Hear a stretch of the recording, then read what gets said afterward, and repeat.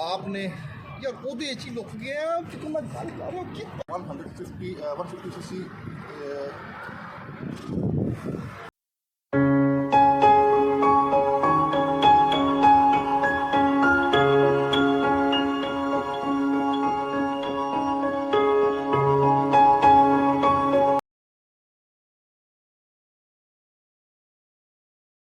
आज का हमारा रिव्यू होने जा रहा है it is a comparison between Honda CB150F and GR150 Suzuki. So मेरे नज़दीक ये दो बाइक जो है ये पाकिस्तान में सबसे बेहतरीन बाइक्स है 150 cc कैटेगरी में, जो कि पाकिस्तान में लोकल मैनुफैक्चर्ड होते हैं। तो सबसे पहले बात करते हैं 150 CB150F के बारे में।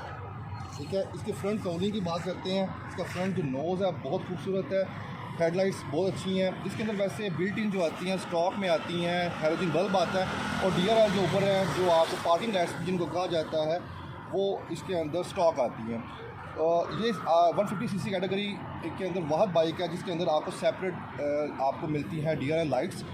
इनको आप डे टाइम में ऑन भी रख सकते हैं, लेकिन क्योंकि हमारे पाकिस्तान में इस तरह का रवाज बहुत ज़्यादा है कि आप लाइट्स को ऑफ़ कर लें ऑन कर लें, तो वो आपको काफ़ी ज़्यादा मुश्किलात को फेस करना पड़ सकता है। इस वजह से तो आप DRL डे टाइम आप इनको ऑफ़ ही रखें। उसके बाद बात करते हैं इसकी हेडलाइट्स। ठीक है, बहुत खूबसूरत है। अब आते हैं GR की तरफ। तो GR की जो लाइट्स हैं वो भी इक्वली खूबसूरत है, लेकिन थोड़ी सी कन्वेंशनल हैं, थोड़ी ट्रेडिशनल हैं और उनको मैं इससे थोड़ा सा रेटिंग में कम रखूँगा। ठीक है, इसकी काउलिंग भी अच्छी है, लेकिन इसका ज़्यादा खूबसूरत वाइज़र है CB150F का। इसके अंदर भी वैसे बाई से मैं कहूँगा वो इसको रिप्लेस करके इसके अंदर फोक लाइट्स नस्ब करवाएँ, LED लाइट्स भी करवाएँ। उसके बाद करते हैं इसके एनालॉग मीटर की। वासिफ भैया दिखाएँ, ये इसका एनालॉग मीटर है जी, जो कि बाकी तमाम 150 cc कैटेगरी से ज़्यादा खूबसूरत एनालॉग मीटर है इसका। इसकी अगर रात का वक्त होता तो मैं आपको लाइट्स दिखाता, बहुत खूबसूरत फ्लैम्बॉयंट किस्म की लाइट्स हैं इसकी। और इसके अंदर आपको ओडोमीटर, ट्रिप मीटर, ठीक है, इसके अंदर आपको फ्यूल गेज मिलता है, इसके अंदर आपको गियर इंडिकेटर मिलता है, टेक्नोमीटर मिलता है।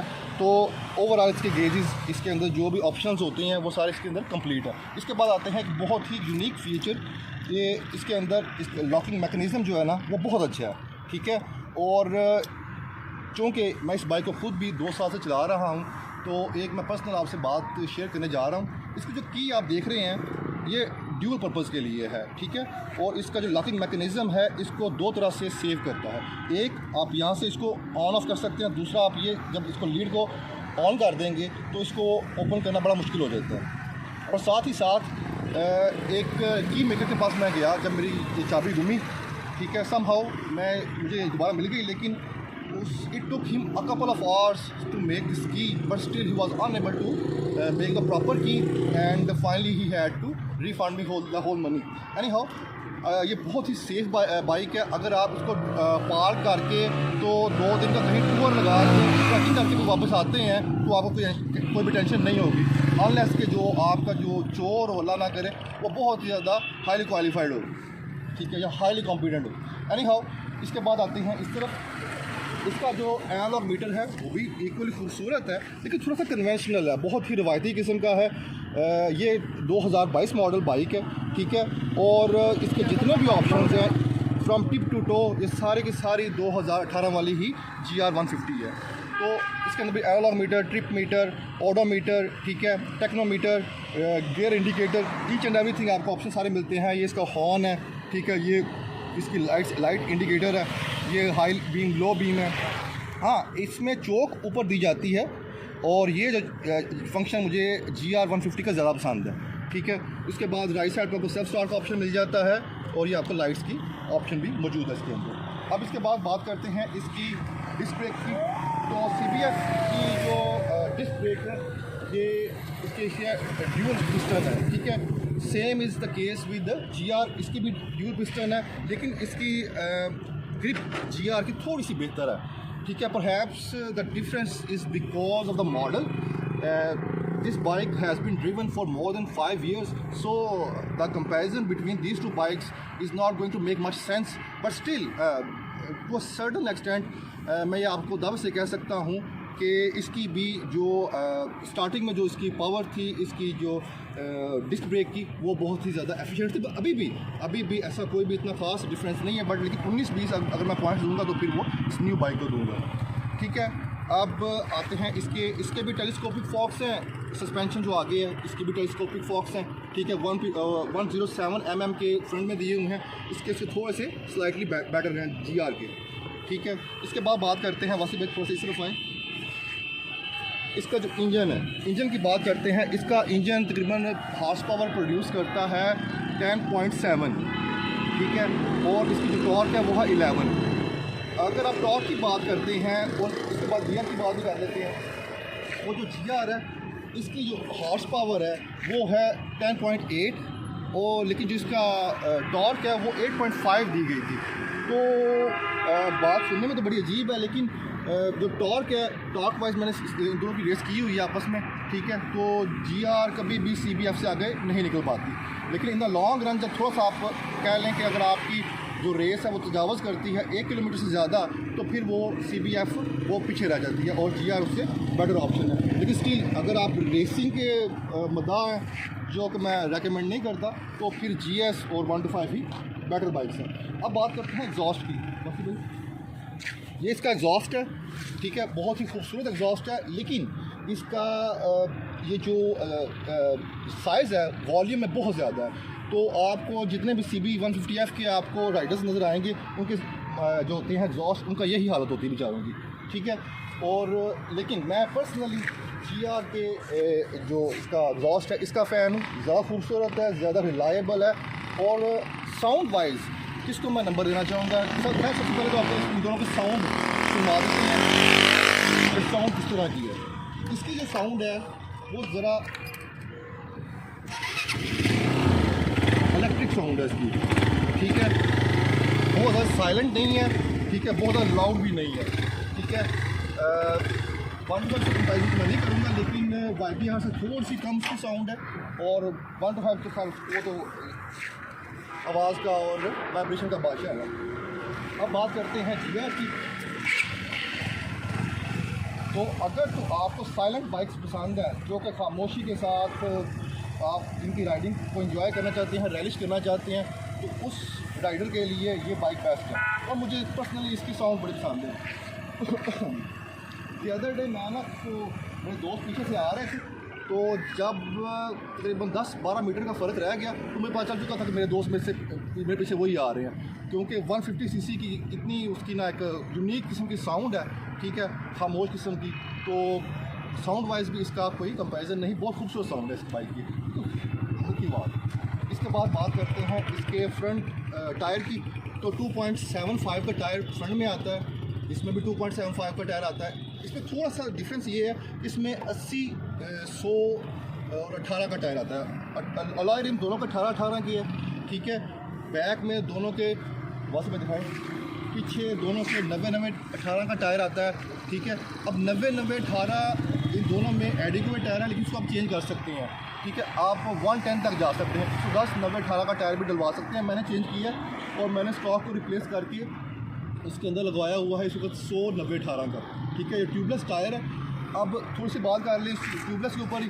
तो ट्यूबलेस टायर जो होते हैं ये अगर तो आप ऑफ रोडिंग करते हैं, ठीक है, तो थोड़ा सा डेंजरस होता है, क्योंकि इसके अंदर जो उनकी मोटाई होती है ना, वो इसके अंदर तारें वगैरह होती हैं, तो वो डिस्टर्ब हो सकती हैं. अगर उसके ऊपर वो जो होता है सादा पंक्चर लगाने की कोशिश करें, तो आपका टायर ख़राब भी होने का अंदेशा रहता है. तो बेहतर यही है कि आप ट्यूब के साथ ही ट्यूबलेस टायर्स को यूज़ करें अगर आप ऑफ रोडिंग करते हैं, अगर आप ट्रैवल करते हैं टू द नॉर्थ और to the south, distant areas में जाते हैं. वैसे अगर आपने कम्यूटिंग करनी है, तो for those kind of Riders you could replace it the stock tyre with the tubeless tyre. अब बात करते हैं इन दोनों की टेल की. तो टेल दोनों बाइक्स की बस में दिखाएं. टेल इन दोनों बाइक्स की बहुत ही निकम्मी है, सॉरी टू से. ठीक है, इन पाकिस्तानी जो लुटेरे हैं ना, ठीक है, इनको थोड़ी सी हिदायत लेनी चाहिए. आर्ची 150 से वैगो से बनैली से था। बनैली तो ज़रा महंगा काम हो जाता है, डर्बी महंगा काम हो जाता है, लेकिन जो इनके चाइनीज़ काउंटर पार्ट्स हैं उनसे ही थोड़ी सी ये नसीहत ले लें, ठीक है। ये खूबसूरत सी पीछे टेल देते, आपका टायर पीछे से नज़र आए, खूबसूरत सा टायर हो। खैर टायर का जो इसका पैटर्न है वो अच्छा है। CB150 तो इतना अच्छा नहीं है, लेकिन इसका जो बाइक का जो पैटर्न है ना वो ऑन रोड ऑफ रोड दोनों के लिए ये एडिक्वेट है। और लेकिन जो मड गार्ड है इसको मैं इंशाल्लाह रियल सून रिप्लेस करके तो अच्छी सी टेल लगवाएंगे डर्बी जैसी, ठीक है। और आर्ची बनैली इतनी खूबसूरत बाइक उनकी बैक हुआ करती है, लेकिन ये बैक के ऊपर मेहनत बिल्कुल भी निकाल रहे हैं। और इसके बाद इसकी सीटिंग और राइडिंग पोस्चर की बात कर लेते हैं। तो राइडिंग पोस्चर इसका बड़ा अच्छा है, not as good as CB1F, ठीक है। उसका जो राइडिंग पोस्चर है वो सबसे बेस्ट है। ये इसमें शायद मैं थोड़ा बहुत बायस भी हो सकता हूँ, लेकिन मेरे ख्याल में वो अगर आपको खुदा ना खासा हल्की बुरी कमर की पेन है, ठीक है, ना तो आपको वाइब्रेशन फील हो जा रही हैं, उसके अंदर बैलेंसर शेफ्ट इंस्टॉल है, ठीक है। इसके अंदर भी वाइब्रेशन नहीं है, लेकिन वो इसको ऑन नहीं करते या उसको क्लेम नहीं करते कि हमने इसके अंदर बैलेंसर शेफ्ट दिया हुआ है कि नहीं दिया हुआ है। OHC इंजन होने की वजह से दोनों बाइक्स के अंदर वाइब्रेशन मिनिमम है। आप टॉप स्पीड 105 है, ठीक है, 105 से ऊपर नहीं जाते, लेकिन अगर आप 100 में भी जा रहे हो तो आप एक हाथ छोड़ के भी ड्राइव कर सकते हैं। इतनी बाइक स्मूथ होती है, ठीक है। और इसमें सबसे बड़ा रोल तो OHC इंजन का, ओवर हेड कैम इंजन का है। इसके अंदर सिंगल ओवर हेड कैम आता है, ठीक है। 4 स्ट्रोक बाइक है, सिंगल सिलेंडर है, ठीक है। और बाइक की जो राइड होती है वो 100 करती है, मैक्सिमम 105 तक ही है। अगर आप ये समझते कि मैंने हैवी बाइक ले लिया और ये अपनी 150 तक जाएगी तो वो आप जहन से निकाल दें। ये बाइक्स बहुत तेज़ नहीं है, ये सिर्फ फ्यूल एफिशिएंट है, फ्यूल एफिशिएंसी भी इनकी काफ़ी है, 45 तक जाएगी, 45-50 तक जाएगी, ठीक है। आप हल्के RPM पे चलाएं बाइक को, आपको कोई इशू नहीं होने जा रहा। हम यहाँ से हमने कश्मीर का फासला तय किया था 720 किलोमीटर, और एक टैंक के अंदर ऑलमोस्ट हमने ये कर लिया था, ठीक है। 13 लीटर का उसका टैंक है, ठीक है, लेकिन उसके अंदर 14 तक आ जाता है। इसका 12.5 का है, इसके अंदर 13.5 तक इसके अंदर पेट्रोल इतना स्टोर करने की कैपेसिटी मौजूद है, ठीक है। अब स्पेयर पार्ट्स की बात कर लें और रीसेल वैल्यू की बात कर लें। स्पेयर पार्ट्स इसके भी महंगे हैं, उसके भी महंगे हैं, लेकिन अगर स्पेयर पार्ट्स के डर से इसका सिर्फ आपने अगर चेन कवर लेना है तो वो 7,7200 का है। इसका सिर्फ वाइज़र आपने लेना है तो वो तकरीबन 7200 का है। इसकी हेडलाइट्स 15,000 की है। लेकिन इस तरह की बात अगर आप करेंगे तो आप बाइक तो दूर के बाद, अगर आप आपकी गाड़ी के ऑनर हैं, अगर उसकी हल्की सी आप हेडलाइट को टच कर देंगे तो वो आप एक नई बाइक आ सकती है उसके एवज। तो कहने का मकसद ये, इन चीज़ों को दिमाग से बाहर निकाल के ही ऐसी चीज़ें खरीदी जाती हैं। अगर आप वो वाकई बाइक राइडिंग का शौक़ है तो ये बाइक वैसे आपका कोई खर्चा नहीं करवाती। जहाँ जो मेंटेनेंस है बाइक्स की वो ऑलमोस्ट सेम होती है, 1 to 5 की, और इनकी सेम ऑलमोस्ट प्राइसेस होती हैं, ठीक है। और ये हमारा एक छोटा सा कंपैरिजन था बिटवीन दीज 2 बाइक्स, ठीक है। और अगर आपको हमारा ये रिव्यू पसंद आया हो और इसमें कुछ कमी पेशी हो और हमें आप इनलाइटन करना चाहें या कुछ सवाल पूछना चाहें हमसे, तो आप पूछ सकते हैं, ठीक है। हमारा पेज है MP एडवेंचर क्लब, और काइंडली इसको शेयर कीजिएगा, सब्सक्राइब कीजिएगा। जज़ाकुमुल्लाह खैर।